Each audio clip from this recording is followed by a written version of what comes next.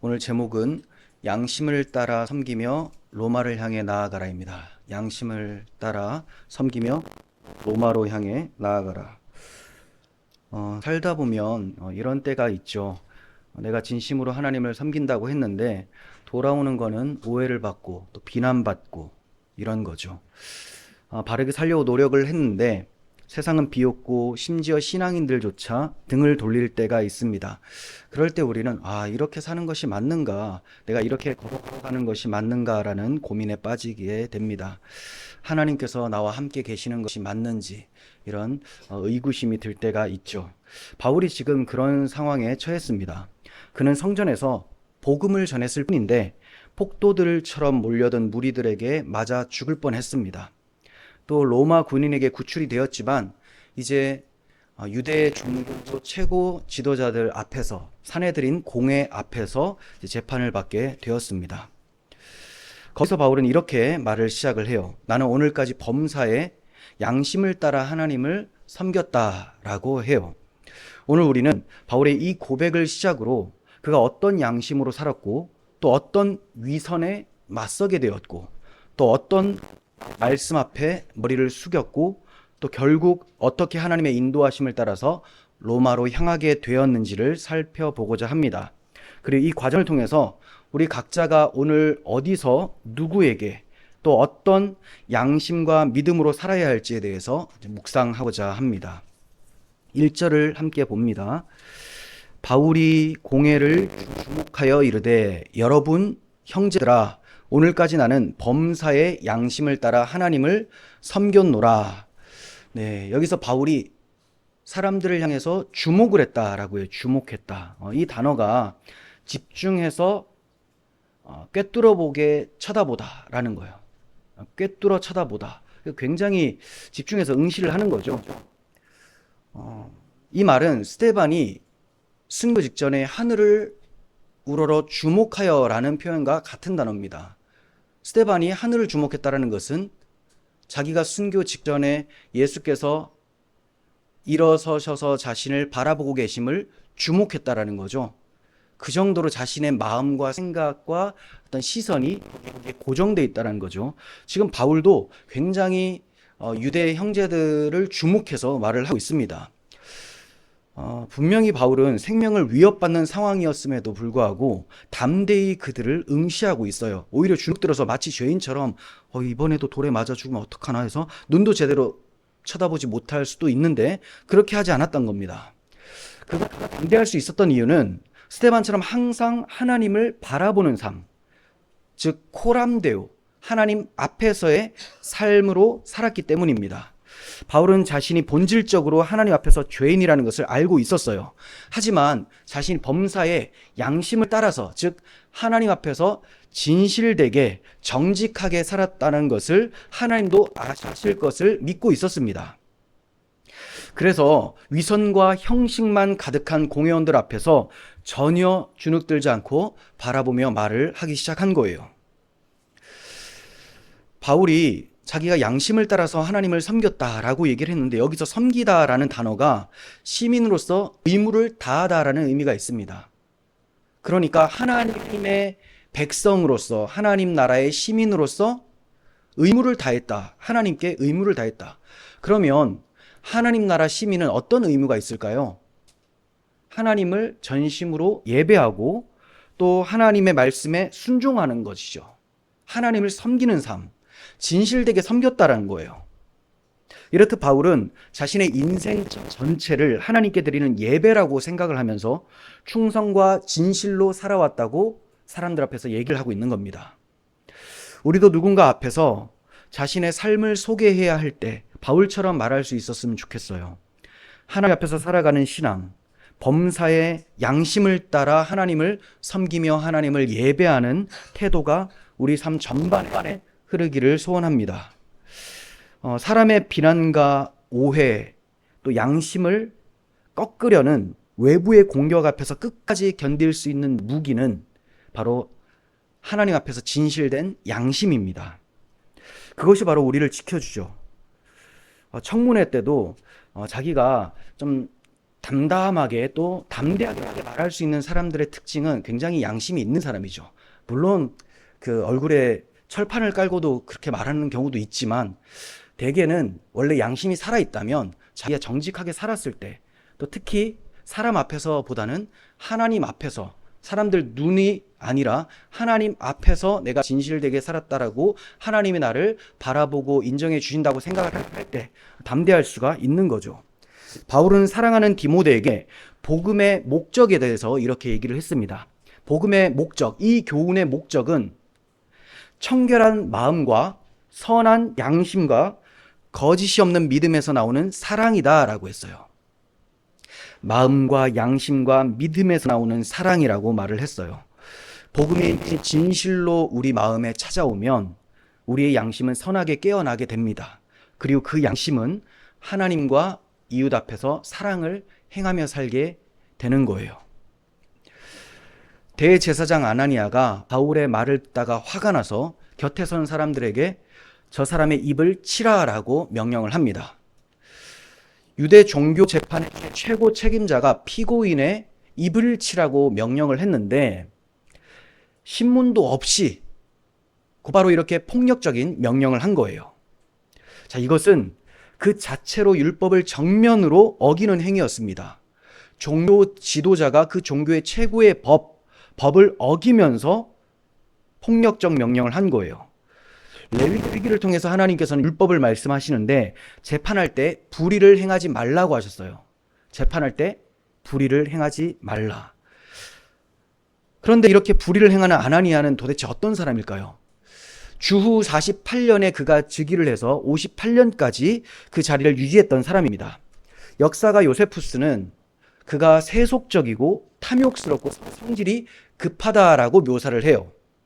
실제로 그는 로마 권력에 아첨을 했고 또 백성들에게 세금을 착취하는 일로 유명했습니다. 이런 불의한 지도자에게 바울이 정직한 고백을 했는데 당연히 거슬릴 수밖에 없겠죠. 자기가 어둠 가운데 있으면 빛의 자녀들을 미워할 수밖에 없는 거죠. 그가 하나님 앞에서 양심으로 하나님을 섬겼다라고 얘기를 하자 그가 자신이 찔려서인지 화가 났습니다. 그래서 율법을 어겨가며 폭력적인 명령을 내린 걸로 보여져요. 이때 바울은 분노하면서 외칩니다. 회칠한 담이여, 하나님이 너를 치실 것이다.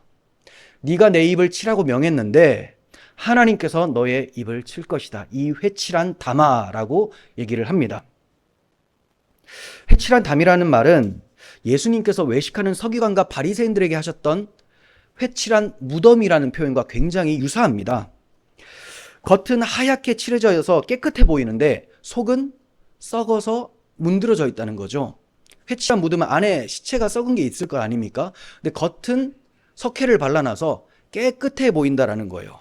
이처럼 겉모습은 경건해 보여도 이 아나니아라는 사람이 마치 자기가 법정 최고 책임자처럼 겉은 경건한 척을 보였지만 그 안에는 죄와 탐욕이 가득한 위선자라는 것을 바울이 지적하면서 비난을 한 겁니다. 하나님께서는 거짓 선지자들을 향해서 회칠한 담을 허물어 무너뜨리게 되겠다라고 말씀하셨어요. 회칠한 담을 허물어뜨리겠다. 하나님은 외식하는 자들을 경멸하세요. 그리고 반드시 하나님의 때에 심판을 하십니다. 바울은 이 하나님의 공의로운 마음을 알고 있었기 때문에 그 현장에서 거침없이 의분을 터뜨린 겁니다. 특히 아나니아가 바울의 입을 치라고 한 것은 바울에게 모욕을 주거나 또 고통을 주려는 목적이 다가 아니었어요. 생각해 보세요. 바울의 입이 뭐 하는 데 쓰이는 겁니까? 복음을 전하는 거죠. 우리가 찬송가에서도 하나님께서 10,000개의 입을 나에게 주시면 그 입 다 가지고 하나님께서 나에게 주신 은총을 찬양하겠다라고 하지 않습니까? 원래 그리스도인의 입은 그냥 먹기 위해서가 아니고 복음을 전하기 위해서 먹는 거고 복음을 위해서 입이 존재하는 거죠. 자, 이렇게 바울의 입은 복음을 전하는 도구였어요. 그는 에베소 교회에게 자신을 위해서 기도해달라고 하면서 이렇게 얘기를 했습니다. 내게 말씀을 주사 입을 열어 복음의 비밀을 담대히 알리게 하옵소서. 하나님께서 나에게 말씀 주시고 입을 열어서 언제 어디서든지 사람들 앞에서 복음의 비밀을 담대하게 알릴 수 있도록 해달라고 기도를 요청했습니다. 이처럼 복음의 비밀을 전하는 도구가 바울의 입이었어요. 그런 그 입을 아나니아가 찌라는 겁니다. 침묵시킨다는 거죠. 뭘 막기 위해서? 복음을 막기 위해서. 그러니까 이러한 시도는 복음 자체를 억누르려고 하는 사탄의 역사라고 할 수가 있습니다. 바울이 강하게 반응하는 이유가 바로 이거였어요. 여러분, 우리는 아나니아처럼 외식하는 신앙에 빠져서는 안 됩니다. 겉으로는 거룩한 척 보이고 내가 참 신앙생활 열심히 하는 기독교인인 것처럼 보일 수 있지만 그 속은 어떠한지를 늘 확인을 해 보셔야 됩니다. 세상의 욕망과 이기심으로 가득한 상태가 아닌지 돌아보셔야 해요. 겉만 번질한 회칠한 신앙은 주님 앞에 설 수가 없습니다. 주님께서 경멸하시고 반드시 심판을 하신다고 해요. 또한 우리는 불의를 보았을 때 어떻게 반응을 합니까? 침묵하고 외면하거나 다수의 분위기에 휩쓸려서 진리를 외면하고 있지 않은지 돌아보았으면 좋겠습니다. 물론 때로는 잠잠할 때가 더 유익할 때가 있어요. 하지만 복음이 짓밟히고 거짓이 진리를 덮으려고 할 때 우리는 바울처럼 의분을 가지고 담대히 외칠 수 있어야 됩니다. 예수님께서는 우리를 세상의 소금이요 빛이라고 말씀을 하셨어요. 우리가 말하지 않으면, 진리에 대해서 침묵을 한다면 세상은 점점 더 어두워지고 부패할 수밖에 없습니다. 주님께 간구하시기를 바랍니다.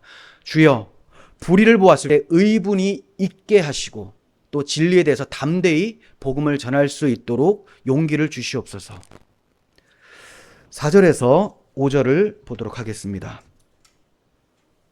곁에 선 사람들이 말하되 하나님의 제사장을 네가 욕하느냐? 바울이 이르되 형제들아, 나는 그가 대제사장인 줄 알지 못하였노라.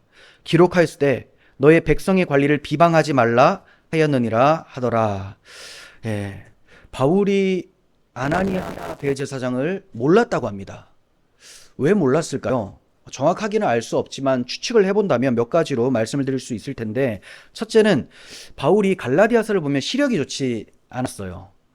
그래서 갈라디 사람들이 바울을 너무 사랑했기 때문에 너희가 할 수만 있다면 너희 눈을 빼서 나에게 주었을 것이다 라고 얘기를 하는 걸 보면 바울이 눈이 좀 불편하니까 우리 사도께서 복음 전하는데 힘들어하는데 참 내 마음이 내 눈이라도 빼서 이 사람이 잘 볼 수 있으면 참 좋겠다, 이런 마음을 가지고 있음을 이제 바울이 얘기를 했습니다. 그러니까 아나니아 대제사장을 못 알아봤을 수가 있고요. 또 그는 거의 20년 동안 예루살렘에는 잠깐씩 들렀고 아나니아를 본 적이 없었을 가능성이 크다라는 거죠. 그는 다소 출신이었고 예루살렘에 계속 있던 사람이 아니었습니다. 그리고 이 재판은 공식적인 공회원들의 어떤 정식 소집이 아니라 갑자기 로마 천부장이 소집을 한 거죠. 그러다 보니까 아나니아가 갑자기 소집이 돼서 대제사장 예복을 입지 않았을 가능성도 있다는 거죠. 그리고 그 외에도 바울은 저런 자가 어떻게 대제사장일까라고 생각하면서 저 사람은 대제사장일 수가 없다라고 상상조차 못했을 가능성이 큽니다. 그런데 이것은 중요한 건 아니에요. 일단 바울이 몰랐다는 거고요. 여기서 핵심은 바울의 태도라는 거죠. 바울의 태도. 그는 자신이 비난한 사람이 대제사장이라는 사실을 알고 즉시 너는 재판장을 모독하지 말고 백성의 지도자를 저주하지 말라는 출애굽기 말씀을 인용하며 물러섭니다. 바울이 말한 내용이 틀린 건 아니에요. 그런데 바울이 왜 물러섭니까? 저 아나니아라는 사람은 잘못했지만 그 직분을 가진 자에 대해서 모독하는 것, 비난하는 것에 대해서 그가 말씀에 찔림이 있었기 때문입니다. 바울이 말한 그 내용, 회칠한 단어가 맞아요, 그 사람이.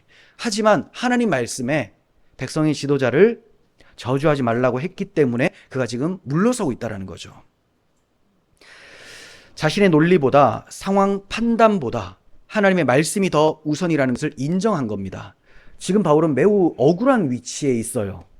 감옥에 갇혀 있죠. 또 불의한 재판장에게 억울하게 재판을 받고 있습니다. 자신을 신문하는 사람은 외식하는 대제사장인데 하나님이 얼마나 싫어하는 사람입니까? 이런 사람 앞에서 지금 재판을 받고 있는데 분이 날 수밖에 없습니다. 하지만 그 모든 상황을 내려놓고 말씀 앞에 엎드리는 순종을 보이고 있어요. 이게 바로 성숙한 신앙입니다. 그가 지적을 한 것이 잘못된 것이 아니라 그가 제사장인지를 모르고 이 직분에 대해서 전혀 의식하지 않고 마음껏 비판을 했었던 것, 신랄하게 저주했었던 것, 이것에 대해서 그가 반성을 하고 있는 거예요. 불의한 사람 앞에서는 담대히 우리는 말을 해야 되지만 하나님의 말씀 앞에서는 한치 망설임 없이 물러서야 합니다.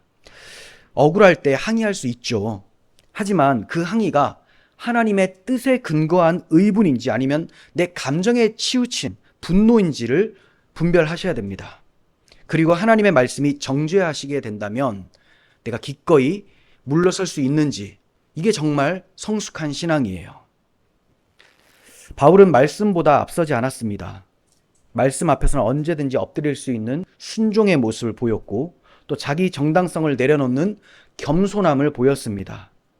이러한 성숙한 신앙이 우리에게 있었으면 좋겠습니다. 자, 6절을 보겠습니다.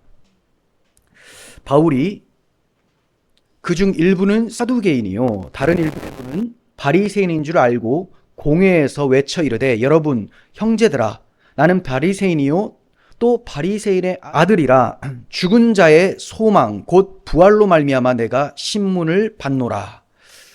네, 사두개인과 바리새인이 있었다고 하는데 공회를 이루고 있었던 사람들입니다.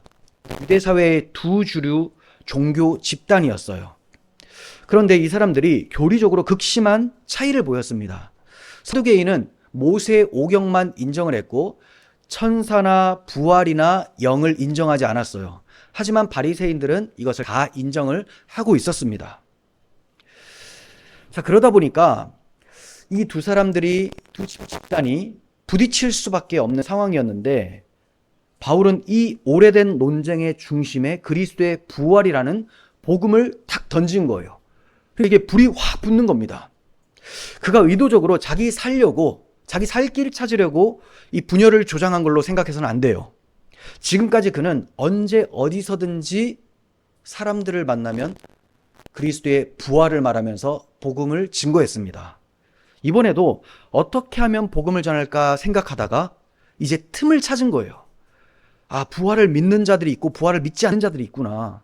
그러면 내가 그리스도의 부활을 말함으로써 이걸 화두가 되게 해서 이제 복음에 관심을 기울일 수 있도록 해야 되겠다라고 판단을 한 것이죠.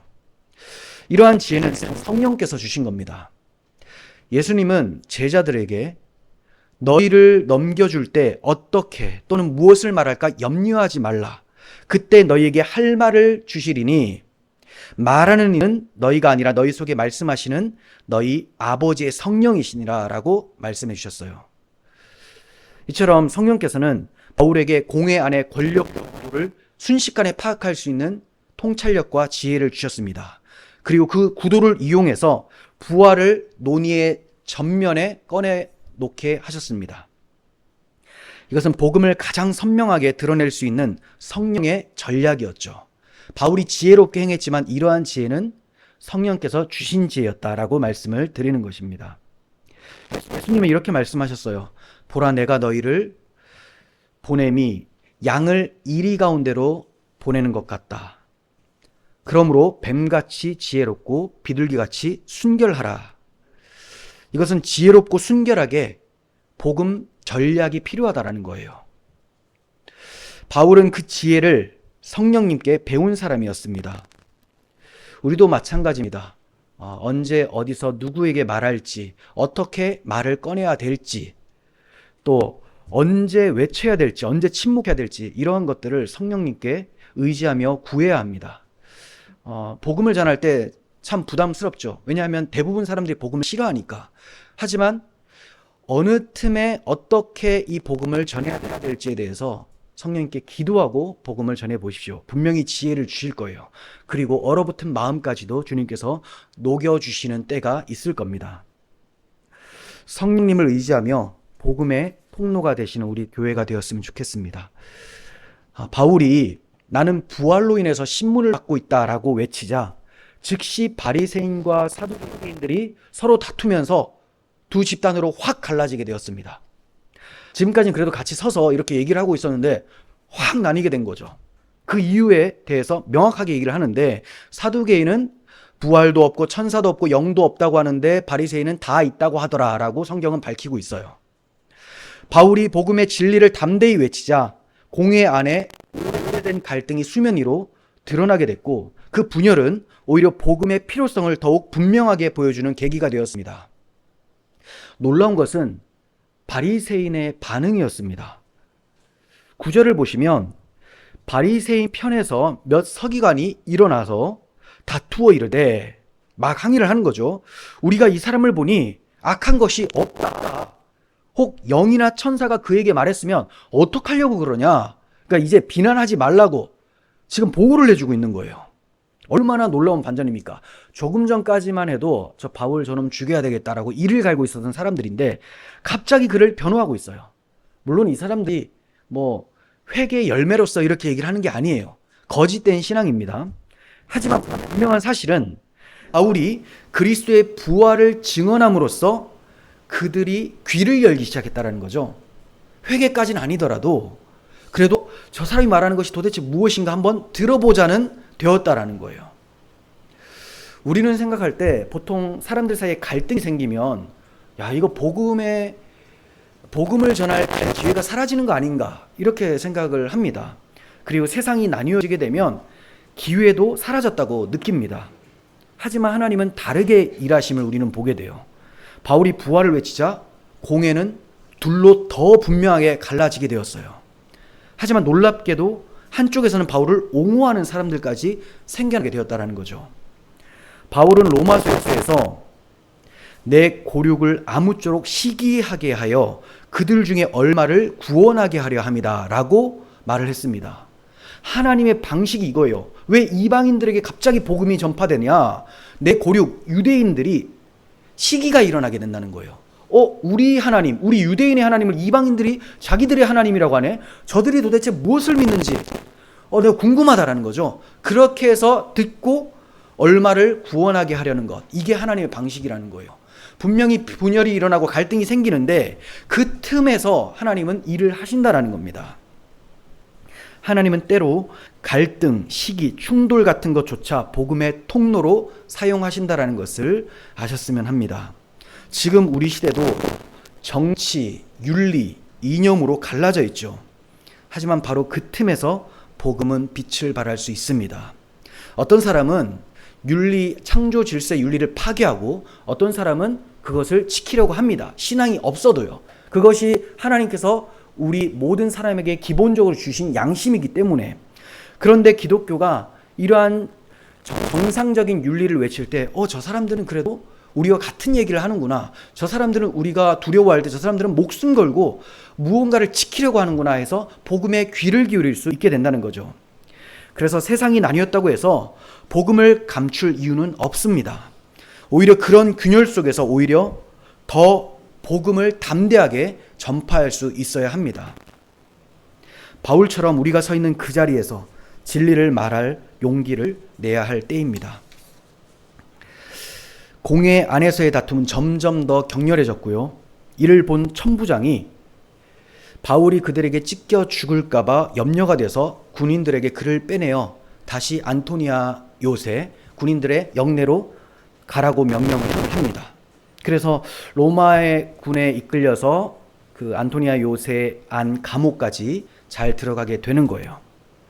아이러니하게도 유대인 최고 재판 기관이었던 공회로부터 바울을 지켜준 것이 이방인 로마 군인이었다는 거죠.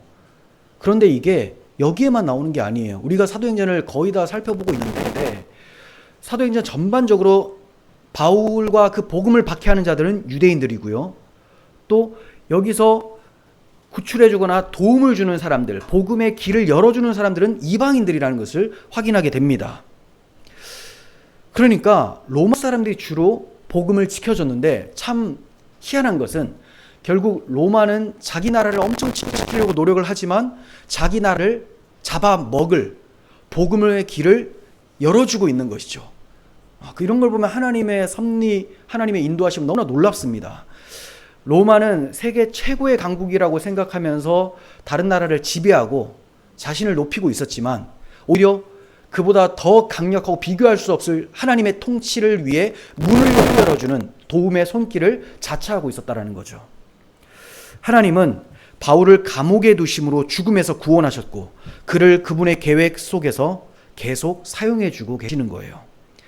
이처럼 하나님은 세상의 권력도 사람의 손도 복음을 지키기 위한 도구로 사용하실 수 있는 분이세요. 사람이 아닌 하나님의 주권과 섭리를 신뢰하시길 바랍니다. 우리 앞에 펼쳐지는 상황에 우리의 운명이 맡겨지는 것이 아니고 하나님의 선하신 뜻과 창세전에 예비하신 계획 안에서 우리의 삶이 펼쳐지게 된다는 것을 기억하시기를 바랍니다. 하나님께서는 왕의 마음을 본물처럼 자기 뜻대로 인도하실 수 있는 분이라고 잠언서는 말씀을 하고 있습니다. 자, 바울이 그날 밤에 감옥에 갇혀서 유대인들로부터 보호된 그날 밤에 주께서 바울 곁에 서서 이르시되, 이렇게 시작을 하고 있죠. 바울이 낙심되고 고립감을 느꼈던 바로 그 순간에 주님이 바울 곁에 서 계셨던 거예요. 그날이 어떤 날이에요? 유대인 공회 앞에서 담대하게 복음을 전했는데 돌아오는 것은 비난과 조롱이고 갈등과 분열입니다. 그리고 소란이 일어나서 죽을 수 있는 위기에 빠지게 된 것. 그렇게 돼서 다시 감옥에 갇힌 그날 홀로 누웠을 때 내가 정말 잘한 것일까? 예루살렘까지 와서 이렇게 끝나는 건가? 라고 생각할 수 있습니다. 그런 그때 주님께서 바울 곁에 서 계셨던 거예요. 친히 다가와 주시고 지지하며 함께 해주셨습니다. 사도행전에서 주님이 바울을 만나 주신 사건은 최소 4번 등장을 합니다. 다메섹 사건에서 주님이 만나 주셨고, 또 고린도에서 그를 격려해 주셨고, 예루살렘 성전에서 기도하는데 환상으로 나타나 주셨고, 오늘 본문인 안토니아 요새에서 또 위로해 주셨습니다. 주님은 바울이 가장 고독하고 연약한 그때 찾아와 주셨어요. 더 정확하게 말씀드리면 항상 함께 계셨는데 이렇게 연약하고 고통스러운 그때 자기 자신이 함께 있었다라는 것을 나타내 보여주시는 거예요. 항상 함께 계십니다. 하지만 우리가 지치고 힘들 때, 우리가 기도하고 하나님 말씀에 집중을 할 때 하나님께서는 우리를 찾아와 주시고 만나 주신다. 내가 지금 너희와 함께 한다. 내가 이전에도 지금도 앞으로도 함께 할 것이다 라고 말씀해 주고 계십니다. 주님께서는 그냥 위로만 해준 것이 아니고 바울에게 사명도 말씀해 주세요. 그래서 담대하라. 네가 예루살렘에서 나의 일을 증언한 것 같이 로마에서도 증언해야 할 것이다 라고 말씀해 주십니다. 그러니까 지금 죽을 때가 아니라는 거죠. 사명이 남아있다라는 거예요. 우리가 가장 고통스럽고 지쳐있을 때 사람들은 떠날 수 있어요. 원래 사람들은 대부분 내가 힘이 없고 지쳐 낭망하고 더 이상 도움될 게 없다고 생각하면 떠나는 사람들이 많습니다. 그러나 주님은 그때 곁에 오셨습니다. 그리고 사람의 말이 아니라 주님의 말씀으로 일으켜주세요. 여호와는 마음이 상한 자에게 가까이 하시고 충심으로 통회하는 자를 구원하신도다라고 시편에서 말씀합니다. 여러분, 우리가 처한 상황, 혹시 지금 감옥에 처한 것 같다라고 생각하며 답답한 그런 상황을 경험하고 계십니까? 또 많은 일로 지쳤고 오해와 배척으로 인해서 마음이 상해 계십니까? 바울이 처한 그 힘든 그날 밤이 우리에게 찾아올 수 있습니다. 하지만 기억하십시오. 그날 밤에 주님께서 바울 곁에 계셨다라는 것, 그리고 바울과 함께 하셨던 그 주님은 지금도 우리 곁에 계시다라는 것. 다만 내가 그것을 인지하지 못하고 있기 때문에 두렵고 외롭다고 생각을 하는 거죠. 주님께서는 말씀과 기도 혹은 어떤 사람의 위로의 손길을 통해서 지금 우리에게 찾아오고 계십니다. 주께서 바울에게 하신 첫 마디가 뭐였죠? 담대하라 했어요. 담대하라. 이 말씀은 위로이면서 동시에 명령입니다. 담대하라. 담대할 이유가 있다는 거죠. 주님이 함께 계시니까. 그리고 왜 명령입니까? 기독교인은 담대해야 되는 거예요. 두려움은 죄라고 성경에서 말씀합니다. 두려움은 믿음 없음의 결과입니다. 그러니까 담대하라는 것은 내가 너와 함께한다. 위로, 그리고 담대해야 한다. 명령이에요. 바울도 연약한 인간이기 때문에 반복되는 어려운 상황으로 인해서 두렵고 지쳐 있었을 거예요. 담대하게 주목하며 또 복음을 외쳤지만 저들에게 또 분열이 일어나고 위협을 느껴서 로마의 군인에 이끌려 감옥에 다시 보호를 받고 있는 그런 상황입니다. 얼마나 힘들겠습니까? 그래서 주님이 가장 먼저 그에게 하신 말씀이 담대하라. 내가 지금 네 옆에 있다라는 거죠. 이 말씀은 구약시대 여호수아에게도 주셨던 말씀이에요. 강하고 담대하라. 두려워하지 말며 놀라지 말라. 네가 어디로 가든지 내 하나님 여호와가 너와 함께 하시느니라. 여호수아 이 시점이 어떤 시점이냐면 모세가 죽은 뒤에 막막한 상황, 지금 한 번도 지도자로서 기질을 발휘해보지 못한 상황이었습니다. 그리고 앞에는 요단강과 가나안 족속이라는 거대한 장벽이 있어요. 지금 바울도 마찬가지죠. 예루살렘은 자기 편이 아니고 로마로 가는 것은 멀고 두렵기만 합니다. 그럼 바울에게 곁에 서셔서 내가 네 옆에 있다, 담대하라라고 말씀해주고 계시는 거죠. 세상 사람들은 상황을 보고 용기를 갖습니다. 상황이 자기에게 불리하게 생각이 되면 두려움에 빠지고 유리하게 생각이 되면 용기를 얻어요. 그러니까 용기를 얻고 아니고의 기준이 뭐냐? 내 눈에 보이는 현실이라는 거죠.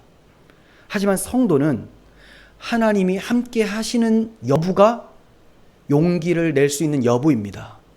근데 하나님이 함께 하시냐? 함께 하시죠. 근데 안 보이는데요? 예수님은 죄가 없으신 분이라고 성경 말씀하죠. 그 죄 없으신 분께서 마지막 지상 명령을 하실 때 뭐라고 하셨습니까? 내가 너희와 영원토록 함께 하겠다. 그런 주님이 거짓말 하신 게 돼요. 지금 내 옆에 안 계시다면. 내 눈에 보이지 않아도 나와 함께 하신다는 것을 믿으셔야 되는 거죠. 그러면 주님이 함께 하시면 우리는 항상 용기를 낼 수밖에 없어요. 그게 바로 주님의 위로이며 주님의 명령입니다. 삶이 막막하고 오해와 상처로 낙심이 될 때 바울 곁에 서신 주님께서 여러분 곁에 서셔서 담대하라고 말씀하신다라는 것을 꼭 기억하시기를 바랍니다. 그리고 주님이 또 말씀하세요. 네가 예루살렘에서 나의 일을 증언한 것 같이, 네가 예루살렘에서 내 일을 증언한 것 같이. 바울이 예루살렘에서 복음을 전했는데 그것을 주님은 나의 일이라고 하십니다.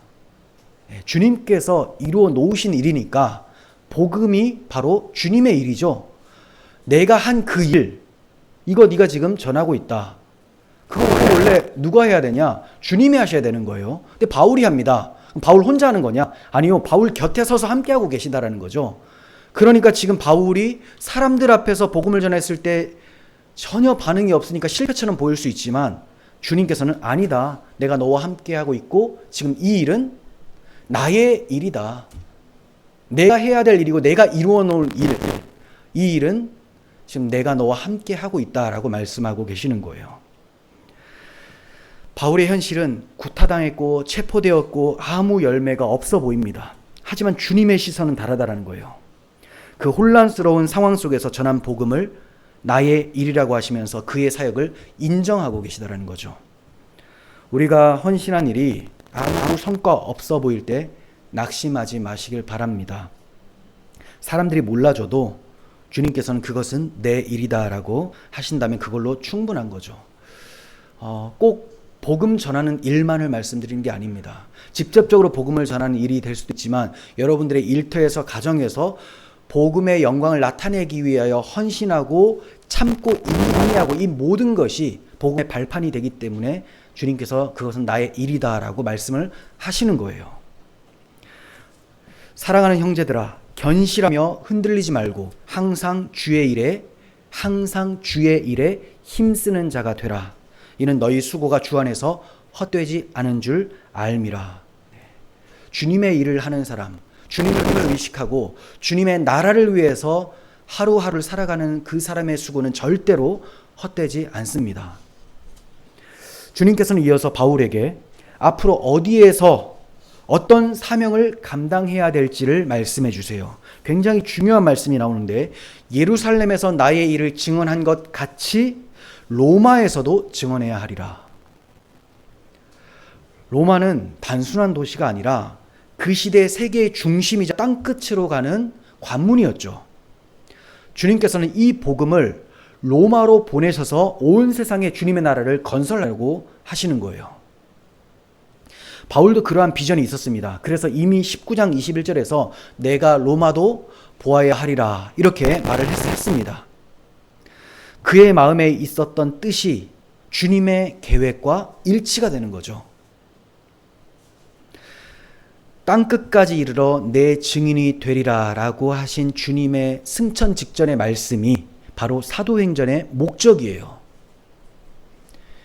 예루살렘과 유대와 사마리아와 땅끝까지 이르러 내 증인이 되리라. 너희들만 가라가 아니고 바울처럼 옆에 서 계실 테니, 바울 곁에 서 계신 것처럼 사도들과 함께 계실 테니 내 증인이 되라. 이게 사도행전의 목적입니다. 이 복음은 유대인만을 위한 복음이 아니라 온 세상을 위한 복음임을 선포하는 것이 사도행전의 목적이에요.